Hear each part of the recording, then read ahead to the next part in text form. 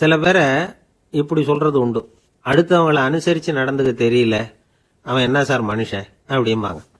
சக மனிதர்களோட எப்படி பழகிறது அப்படின்னு தெரியாதனாலேயே பல பேர் இன்னைக்கு சங்கடப்பட்டுக்கிட்டு இருக்கிறாங்க.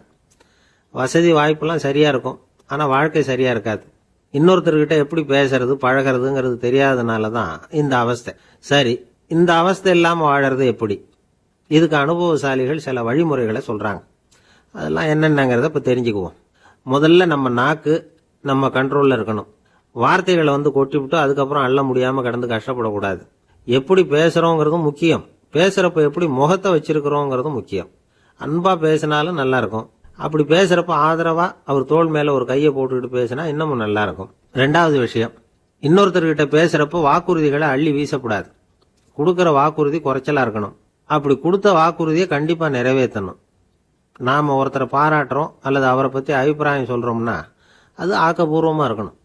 நம்ம பாராட்டு அல்லது விமர்சனம் அடுத்தவருடைய முன்னேற்றத்துக்கு உதவுறது மாதிரி இருக்கணும். நாம் சொல்கிறத கேட்டுட்டு அவன் தலையில் கையை வச்சுட்டு உட்காந்துடக்கூடாது. எப்பவும் உற்சாகமாக இருக்கணும், முகம் மலர்ச்சியாக இருக்கணும். மனுஷன் இருந்தால் வருத்தம், கவலை, ஏமாற்றம் எல்லாம் இருக்க தான் செய்யும். அதெல்லாம் மனசில் இருக்கட்டும்.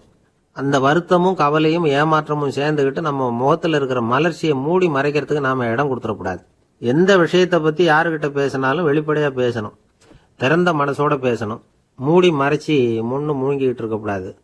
இன்னொருத்தர்கிட்ட பேசுகிறப்போ விவாதம் பண்ணுங்க, அது தப்பு இல்லை. ஆனால் வாதாடிக்கிட்டு இருக்கக்கூடாது. அதாவது என்ன சொல்கிறாங்கன்னா, டிஸ்கஸ் பண்ணலாம், ஆர்கியூ பண்ணக்கூடாதான். நம்மக்கிட்ட இருக்கிற நல்ல குணங்களை நாம் எடுத்து சொல்லிகிட்டு இருக்கக்கூடாது. அந்த நல்ல குணங்களே நம்மளை பற்றி எடுத்து சொல்லணும். அது மாதிரி நடந்துக்கணும். அதே மாதிரி அடுத்தவங்க கிட்ட உள்ள கெட்ட குணங்களை பற்றி அவசியம் இல்லாமல் நாம் பேச வேண்டியதில்லை. உங்களை பற்றி யாராவது தப்பாக பேசுகிறாங்களா, அப்படி அவங்க பேசுகிறதுல உண்மை இல்லையா அப்படின்னா அதை நீங்கள் பொருட்படுத்த வேண்டியதில்லை, விட்டுடலாம். அது தானாக போயிடும். ஒரு 4-5 பேரோட பேசிக்கிட்டு இருந்தீங்கன்னா எல்லாருக்கும் முக்கியத்துவம் கொடுங்க, யாரையும் அலட்சியப்படுத்தாதீங்க. தமாஷா பேசலாம், ஆனால் அவங்க தமாஷ் அடுத்தவங்களை கேலி பண்ணுறதா இருக்கக்கூடாது. நமக்கு கிடைக்க வேண்டியது கிடைக்கலையே அப்படிங்கிற தவிப்பு நம்மகிட்ட இருக்கக்கூடாது. அது தேவையில்லை. உங்கள் செயல்பாடுகள் தெளிவாக இருக்கட்டும். பாராட்டு தானாக அவங்கள தேடிட்டு வரும். இன்னொரு மனுஷனுடைய மனசில் கௌரவமான ஒரு இடத்த பிடிக்கணும்னா நாம் இந்த குணத்தையெல்லாம் நம்மகிட்ட வளர்த்துக்கணும். இதெல்லாம் அனுபவசாலிகள் சொல்லியிருக்கிற குறிப்புகள்.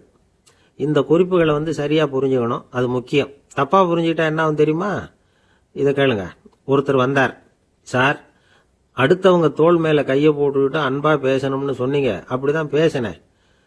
அவர் முதுக கூட தட்டி கொடுத்தேன், என் வேலை போயிட்டுது சார், வீட்டுக்கு அனுப்பிச்சுட்டாங்க அப்படின்னார். யாருக்கிட்ட அப்படி பேசுனீங்கன்னு கேட்டோம். என் முதலாளிகிட்ட சார் அப்படிங்கிறார் ரொம்ப சோகமாக.